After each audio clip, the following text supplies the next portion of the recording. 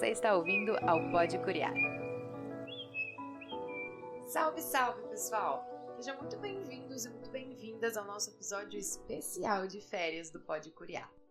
Como o mês de julho geralmente significa uma pausa nas aulas, hoje o nosso episódio está um pouquinho diferente. A ideia é ser um episódio mais leve, agora que já estamos nessa retomada às aulas depois de um descanso muito merecido para todos os professores e professoras. E para a gente voltar ainda mais motivado para a sala de aula, hoje a gente vai compartilhar alguma das histórias da rotina dos professores que já passaram pelo Pode Curiar em episódios anteriores. Então se preparem para dar algumas boas risadas e para se emocionar com alguns dos relatos desses professores que a gente selecionou por aqui. E bom, para a gente começar, a gente já vai falar sobre reencontros com ex-alunos. Já se imaginou encontrando aquele aluno depois de muitos anos sem saber como ele está e ver hoje o que ele está fazendo da vida, o que está acontecendo? Alguns professores têm esse privilégio que ajudam a trazer certeza para o trabalho que a gente planta enquanto educadores. Para começar essa nossa conversa e esse episódio especial, o Djalma, que esteve junto com a gente no episódio sobre planejamento, vai contar uma história sobre isso. Olá, eu sou Djalma, leciono física há 19 anos e moro em Ubatuba. Há 8 anos eu tive um aluno que inclusive reprovou o ensino médio por aqui, que eu encontrei ele de uma forma bem inusitada. Eu estava distante da escola fazia um mês por conta de uma viagem a trabalho e quando eu retornei numa reunião de HTPC, ele estava lá. Eu falei assim, nossa, o que você está fazendo aqui? Ele falou, agora a gente é colega de trabalho. E ele estava trabalhando como professor na escola que ele havia tido durante o ensino médio.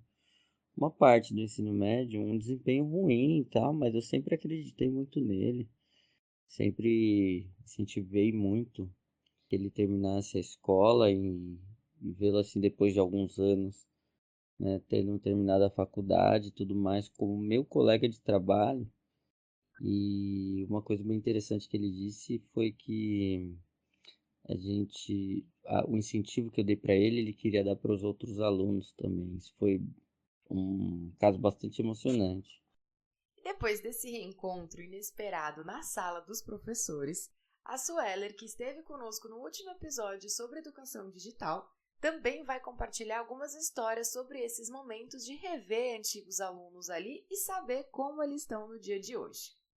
Olá, sou Suelen Costa, educomunicadora, atuo como jornalista e professora. Na sala de aula, estou atuando com crianças de 6 a 10 anos de idade, que estão no primeiro ao quinto ano do ensino fundamental, anos iniciais.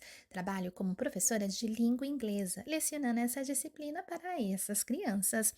Olha, por serem crianças, a gente vê o seu desenvolvimento contínuo e o seu crescimento.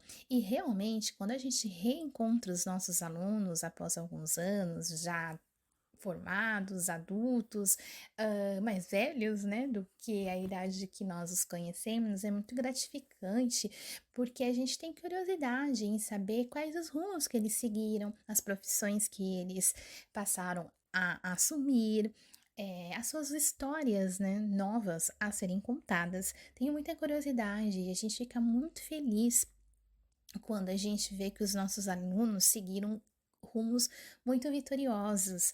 Temos vários alunos, como eu sou especialista, então eu tenho muitas turmas e muitos alunos.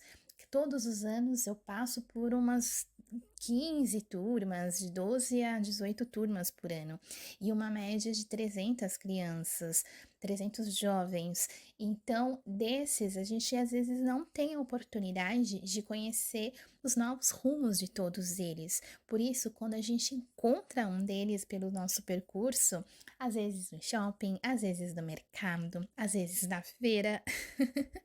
Eu trabalho na rede municipal de Guararema e aqui a gente tem a feira tradicional todas as sextas-feiras. E a Barraca do Pastel, ela é famosíssima e lá é um ponto de encontro entre professores e alunos. Sempre quando eu percorro por lá, quando há oportunidade, encontro alguns alunos que passaram por mim e é muito gostoso. Eu fico super feliz quando eu vejo alunos que foram para o sexto, sétimo, oitavo, nono ano, né? Porque eu trabalho na rede municipal e é muito bacana. Eu fico super contente e mais contente do que saber as suas histórias é saber que a gente marcou algum espaço no seu coraçãozinho e que eles, ao nos verem, nos chamam.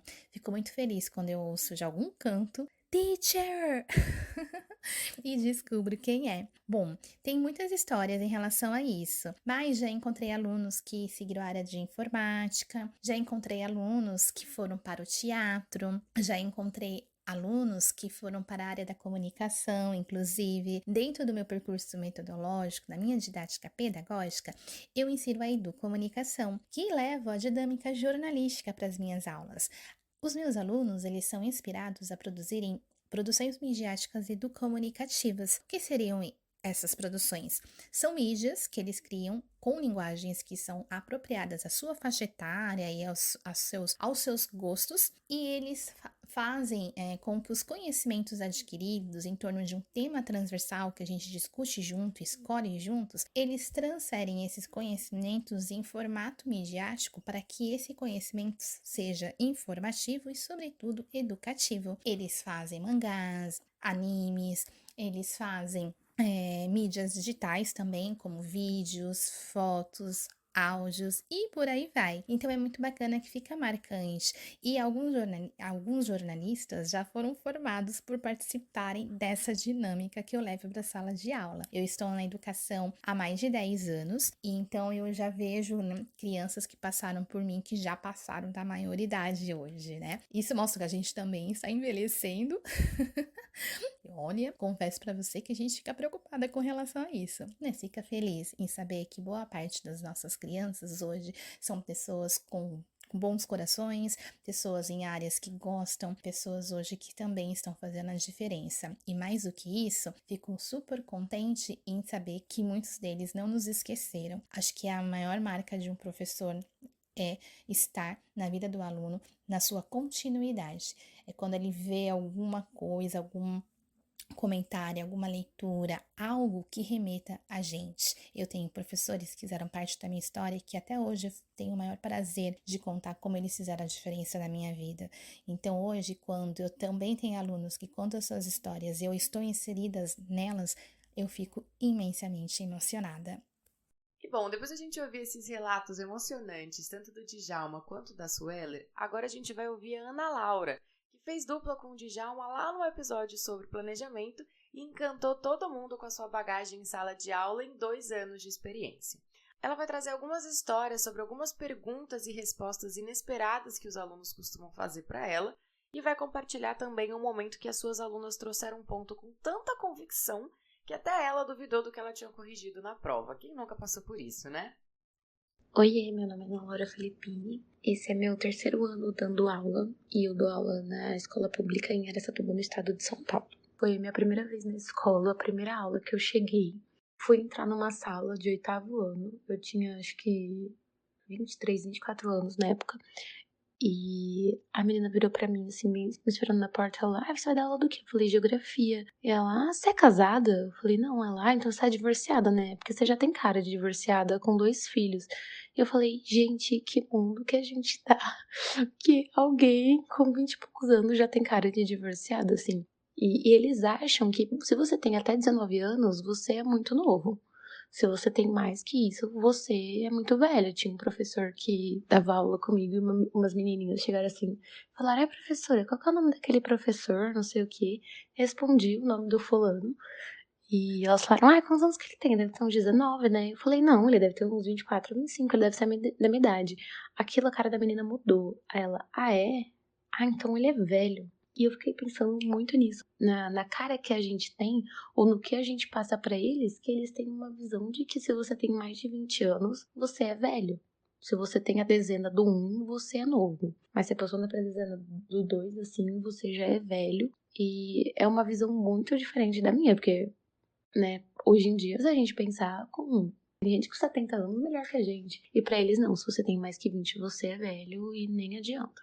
A situação engraçada que aconteceu comigo, primeiro faz pouco tempo, que foi uma prova que eu corrigi, a menina escreveu 3 com Z, e ela virou pra mim e falou assim, professora, você errou na minha prova. Eu falei, por que você colocou que 3 é com S, você riscou meu 3 com Z. Eu falei, mas 3 é com S. Aí a menina do lado virou e falou assim, não, você tá errada. A hora que ela falou aquilo, elas estavam com tanta convicção que eu falei, putz, eu realmente tô errada. 3 escreve com Z. Aí nisso a menina pegou o celular, uma delas, e falou assim, como escreve 3? E aí apareceu nela, as duas assim, eu escrevi errado a minha vida toda.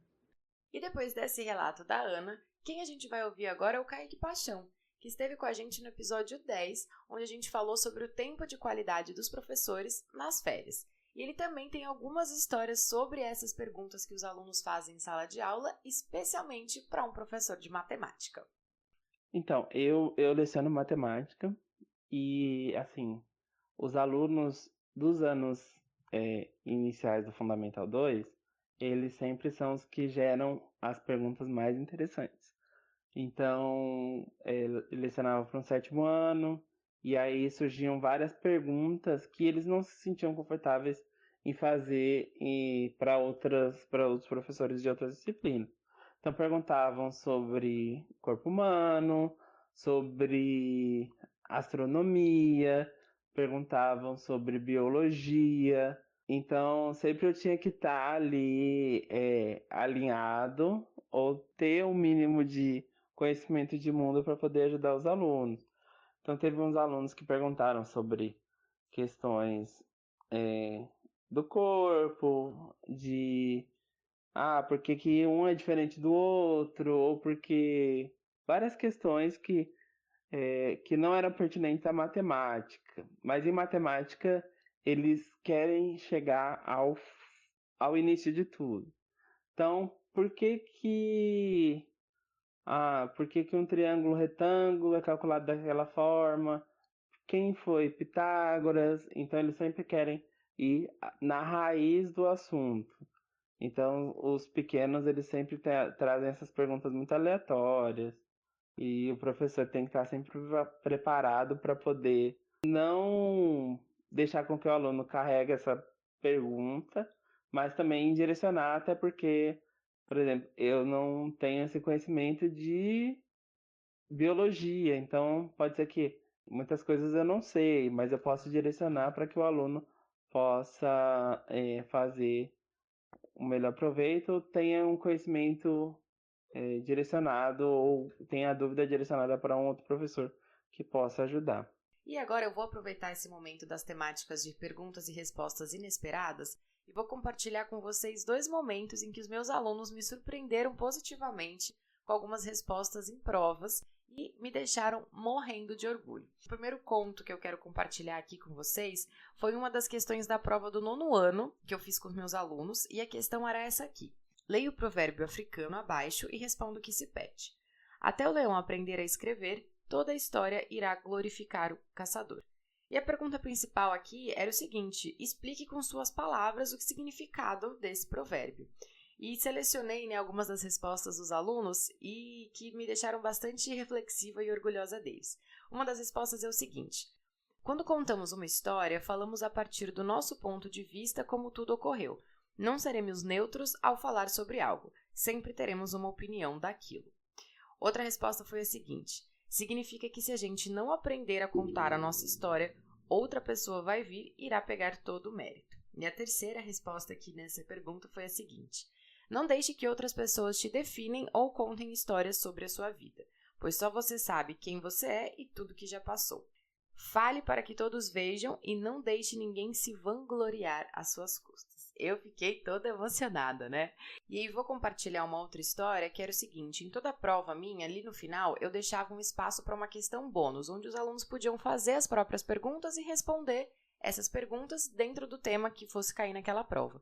Isso era um jeito ali que eu encontrei para conseguir reconhecer o conhecimento que os alunos tinham sobre aquele conteúdo e que não necessariamente tinham caído na prova nas perguntas que eu fiz. Então, alguns alunos sempre respondiam essa questão bônus, outros deixavam em branco mesmo e tá tudo bem. Em uma dessas provas, a temática era ancestralidade e liberdade. E aqui, então, os alunos podiam criar as próprias perguntas para responder sobre essa temática dentro de ancestralidade e liberdade. E aqui uma das alunas minhas do 9º ano fez a seguinte pergunta: por que a liberdade é uma palavra tão linda? E a resposta que ela deu para essa pergunta que ela criou foi a seguinte: porque ela significa uma pessoa livre, que voa e que sonha alto. Fala sério, né? Quando a gente está corrigindo provas, é um processo tão exaustivo, e aí se deparar com uma resposta, uma pergunta dessa, deixa a gente com o coração quentinho, né? Bom demais da conta. E aí, então, agora, né? Depois de falar algumas experiências aí em sala de aula e compartilhar uma vivência minha também, a gente vai falar sobre aqueles momentos em que os professores acabam aprendendo tanto quanto ou até mais do que os alunos. Isso acontece bastante e muitas vezes são esses momentos que ficam aí na memória dos professores e deixam boas lembranças na gente. E para trazer esses relatos sobre esse tema, o Kaique vai dividir com a gente um trabalho de matemática que rendeu bons aprendizados e vai contar também sobre os processos que ele fez de aproximação com os alunos para começar a entender e conhecer em profundidade cada um deles. Eu sempre digo que a sala de aula ela é um meio muito imprevisível. Você pode ter seu plano de aula, ter seu planejamento todo bem alinhado, mas você é um ator com 30, 40 coadjuvantes interagindo ali dentro do conteúdo que você está aplicando, dentro da habilidade que você está desenvolvendo. E aí, das coisas que acho que me deixaram mais sem reação foi um dia que eu estava aplicando um trabalho em grupo. E aí, eu sempre tento fazer com que os alunos interajam com outros grupos, porque a gente vê que na sala de aula, muitas vezes, se formam grupos. Então, tem um grupo que senta na frente, tem um grupo que é mais ali centralizado, tem o grupo do fundo. E aí, eu tento buscar algumas maneiras que dentro dos trabalhos que eles façam, né, que eles interajam de alguma forma entre os grupos que já são formados naturalmente dentro da sala. Eu coloco algumas condições para que os grupos interajam entre si. E aí, aplicando um desses trabalhos, eu disse que os grupos não poderiam ser formados exclusivamente por meninos e nem exclusivamente por meninas. Isso aplicando uma atividade de matemática no 7º ano. E era uma atividade em grupo e tal. E aí, alguns alunos tiveram algumas resistências para montar os grupos. Eles não queriam montar os grupos, eles não queriam ali trocar, a não ser com o próprio grupo. E aí, o objetivo também da minha atividade era justamente o contrário, que eles interagissem com outros grupos da sala. Aí, beleza. E o que eu fiz? Eu fui montando os grupos para que eles trocassem naturalmente. Montei os grupos e aí chegou uma menina, uma aluna chamada Karen, eu lembro até hoje, 7º ano. E aí ela se recusou a participar do grupo. E era uma aluna muito engajada, muito participativa, ela não queria participar do grupo, que seria um grupo onde grande parte seria meninos, mas teria algumas meninas ali, ela não quis participar daquele grupo. Aí tá, ela cruzou o braço, sentou no lugar dela, fui conversar com ela, fui entender por que ela não queria, e ela vira pra mim e fala assim: professor, eles são machistas. Naquele momento eu fiquei meio sem reação, porque a gente, aí na nossa ignorância, ou até no nosso lugar como adulto, a gente não enxerga que o 7º ano ele vai ter uma consciência tão grande assim, a ponto de uma aluna falar que identificou em outros alunos atos machistas. E aí, aquele momento eu fiquei muito sem jeito, porque eu entendi ali a colocação da aluna, achei super importante e achei muito interessante ela pontuar esse lado de que ela via nos colegas atitudes machistas e por isso ela não queria fazer atividade. Acabou que a gente foi conversando ali e aí ela se propôs a participar do grupo, a se envolver com os alunos e ela entrou no grupo dominou o grupo, liderou o grupo, e o grupo dela saiu muito bem graças a ela. E aí depois a gente trocou mais ainda e tal. Eu conversei com os colegas. Então, aquela ação de uma aluna muito engajada, uma aluna muito pra frente, uma aluna que se mostrou e demonstrou o seu conhecimento de mundo, gerou vários pontos a ser trabalhados na aula. E aí uma aula de matemática que a gente pode pensar que muitas vezes não gera ou muitas vezes não é muito explorado essa questão social, essa questão de, vamos dizer assim, das áreas de humanas. Então, essa aluna trouxe esse ponto e foi trabalhada dentro de sala de aula, então a gente pôde conversar e gerou muitos produtos bons e muito resultado positivo. Então, esse ponto, assim, o ponto que me deixou de alguma forma fora do meu planejamento, que eu tinha planejado ali, trouxe consequências muito boas, e isso tudo gerado de um aluno protagonista. Então, o aluno, ele propôs, ele trouxe a visão de mundo dele e gerou uma discussão ali em sala de aula. Apesar de lecionar matemática, eu sempre gosto de trabalhar tanto a escrita quanto a leitura. E aí sempre de início, de ano, de aquecimento, de conhecimento, eu faço duas atividades. Uma para que eles me conheçam, que aí eu gosto de fazer uma atividade chamada coletiva de imprensa, onde eu boto a mesa no meio da sala e deixo com que os alunos façam qualquer pergunta que eles queiram saber sobre mim. E outra atividade é que é o momento de que eu possa conhecer eles. Então, eu peço que eles produzam um texto, contando um pouco da vida, contando da própria história e tal. E esse momento é sempre de muito aprendizado para mim, assim, porque cada aluno traz uma realidade diferente, cada aluno carrega histórias, dores, amores, abandonos, carregam marcas, de certa forma.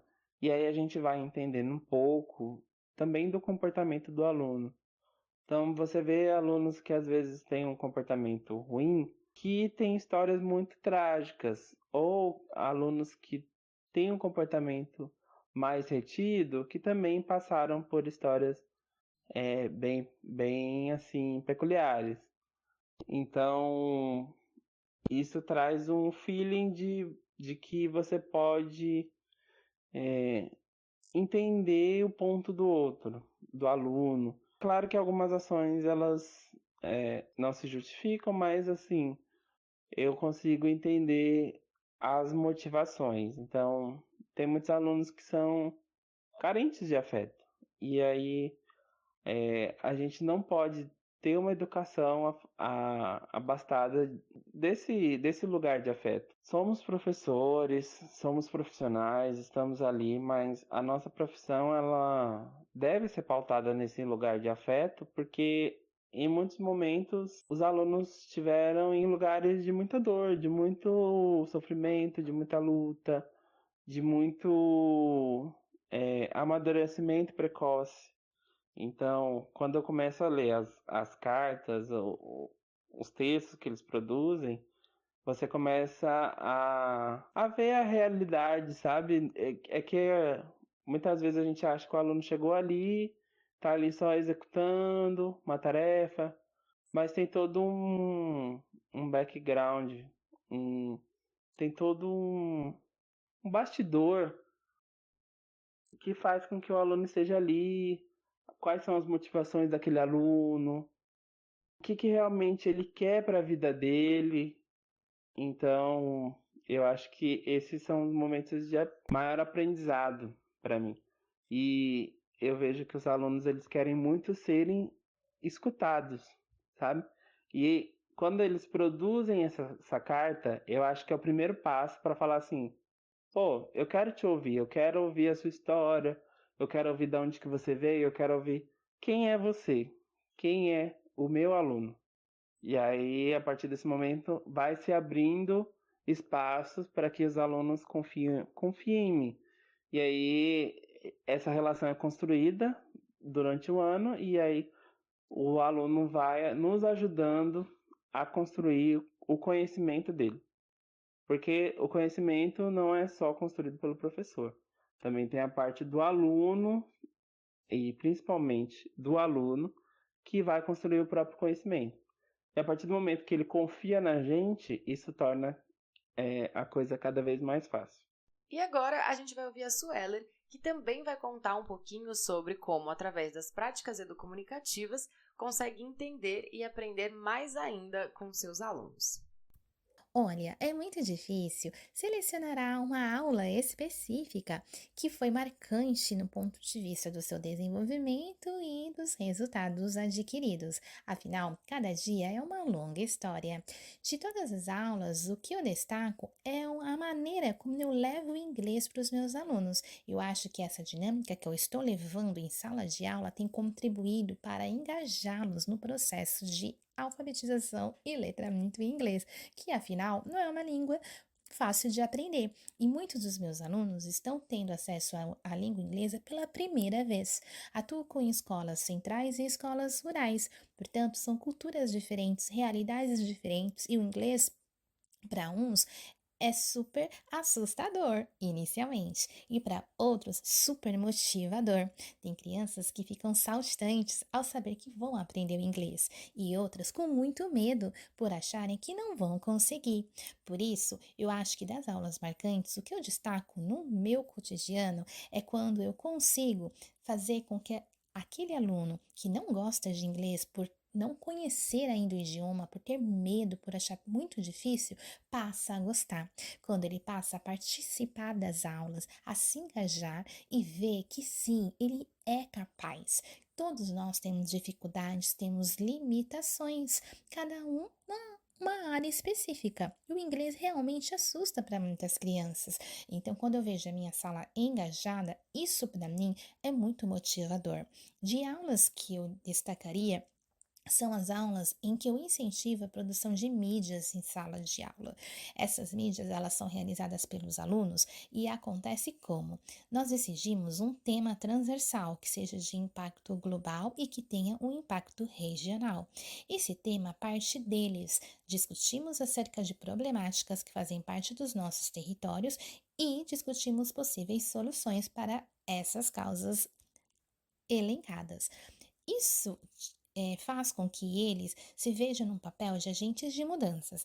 Eles têm que trabalhar esse tema, investigar, conversar com especialistas sobre esse tema e propor soluções, tendo como base um pensamento crítico de o que seria possível, quais os caminhos para uma vida melhor, um território melhor, uma realidade melhor. Ou seja, é um longo processo em que eles unem diferentes áreas do conhecimento. A gente une o inglês para que essas produções também sejam realizadas no idioma estrangeiro. Estamos falando de crianças, por isso essas mídias são escolhidas de acordo com a linguagem que eles mais se apropriam e com o repertório que eles estão adquirindo no idioma. Por exemplo, eles fazem muitas tirinhas, quadrinhos, vídeos, fotografias. Adoro aulas em que eu elenco o vocabulário-chave referente ao tema transversal e eles fazem sessões de fotos para descrever pelas fotos o sentido das palavras em inglês. Outra aula bacana que eu gosto de fazer com eles é quando eles fazem entrevistas com a comunidade. A gente trabalha as question words, que seria, né, o que, quem, como, por quê, e essas question words são utilizadas na língua inglesa para eles desbravarem o conhecimento da comunidade sobre o tema que eles estão aprendendo. Outra dinâmica bem bacana também é quando eles escolhem a linguagem para transmitir o conhecimento adquirido sobre o tema. Então, por exemplo, uma história em quadrinhos sobre os ODS, que são os Objetivos de Desenvolvimento Sustentável, uma série de tirinhas para falar sobre as problemáticas do bairro, que a tirinhas ela tem uma pegada às vezes de sarcasmo, né, e traz ali uma solução, traz um pensamento crítico, e é bem bacana, que em 3 quadrinhos você traz uma reflexão e você traz ali uma possível ação. Eles adoram fazer tirinhas. Outras práticas também bem bacana é o vídeo, porque o vídeo a gente divide eles em grupos e eles fazem roteiros para que cada um tem a sua responsabilidade dentro daquela produção. O vídeo, muitos querem ficar com um celular para gravar. Parece algo simples, mas logo eles veem que é muito mais do que segurar o celular. Eles passam a ter uma noção de enquadramento, uma noção de organização do espaço, de orientação ao entrevistado, a achar um local mais silencioso, a ter cuidado com o áudio, enfim, ele aprende algo voltado para um letramento digital, midiático, informacional. Então, são experiências que têm vários aprendizados e vários resultados. A língua inglesa, ela acaba perpassando por todas as outras áreas do conhecimento, porque ela é transmitida por meio desses projetos transversais e ela é dessa forma, né, usando esses recursos midiáticos, tem sido motivador porque muitos alunos estão se engajando e perdendo aquele medo da língua inglesa. Existem várias atividades que eu poderia elencar aqui, mas eu elenquei as estratégias para a gente mostrar aqui como elas fazem a diferença no nosso percurso do ensino e do aprendizado.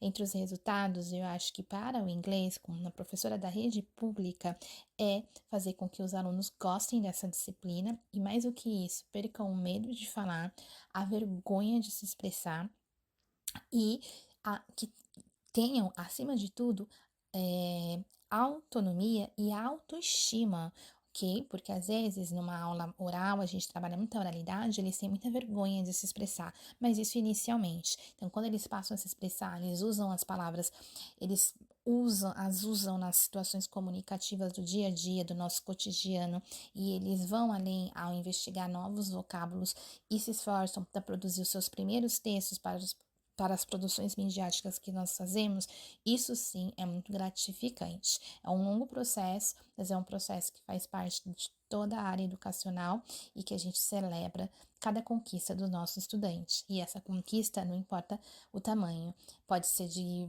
pequeno, médio, grande porte. Para nós, o que vale é o reconhecimento do idioma, a multiculturalidade que ele transmite e a oportunidade que esses projetos dentro da língua inglesa permitem que a gente também vá além ao aprender com o nosso aluno. A gente aprende a todo momento e eu aprendo com ele as novas linguagens. Com eles eu já aprendi mais sobre os mangás, sobre os animes, que são linguagens próprias deles. Eu aprendo sobre alguns influenciadores que eu nunca tinha conhecido e eles me apresentam. Eu aprendo, por exemplo, sobre temáticas que estão bombando ali na internet e que eu jamais saberia, porque não é minha faixa etária, não é o meu nicho informativo, e às vezes tem temas que garantem importantes assuntos para serem debatidos em sala de aula. Então, eu aprendo também novas ferramentas, às vezes um programa novo para editar vídeo, um programinha novo para mudar a voz, porque eles conhecem muitos aplicativos diferentes.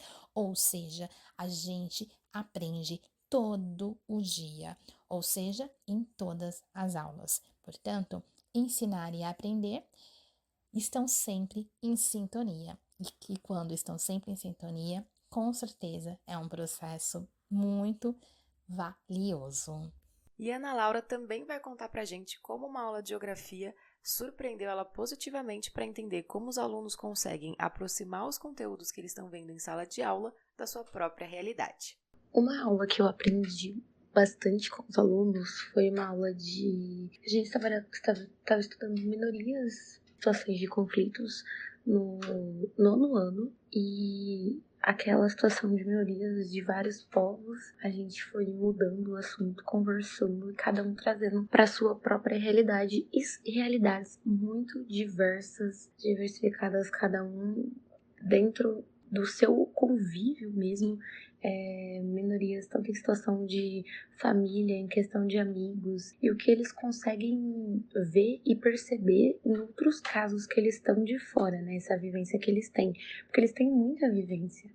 E pra gente encerrar, agora a gente vai ouvir um pouquinho sobre uma história com muito aprendizado sobre alunos neurodiversos.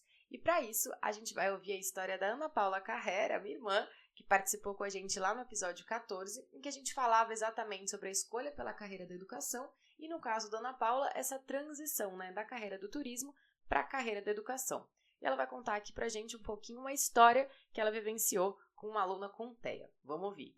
Oi, pessoal, meu nome é Ana Paula, eu tô há um pouco mais de 2 anos na área de educação especial aqui na cidade de São Paulo e queria compartilhar com vocês uma história sobre uma turminha de 3º ano. A gente tem buscado formas alternativas de comunicação para apoiar uma aluninha com autismo, que fala poucas palavras. E o mais lindo foi o dia em que eu fiz o sinal para ela de I love you e ela me disse eu te amo.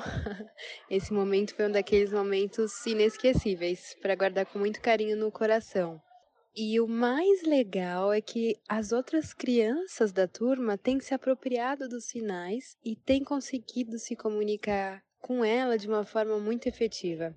Então, é um sonho e tá funcionando muito bem.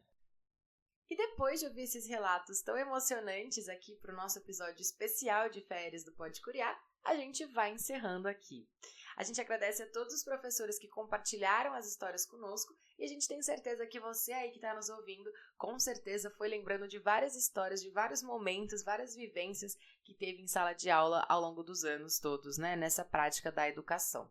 Então, muito obrigada. Se você quiser compartilhar com a gente, fique muito à vontade para mandar pelo Instagram, pelo YouTube. A gente vai adorar ler e saber um pouquinho mais dessas experiências de vocês. E a gente fica por aqui e se vê no próximo episódio. Até a próxima!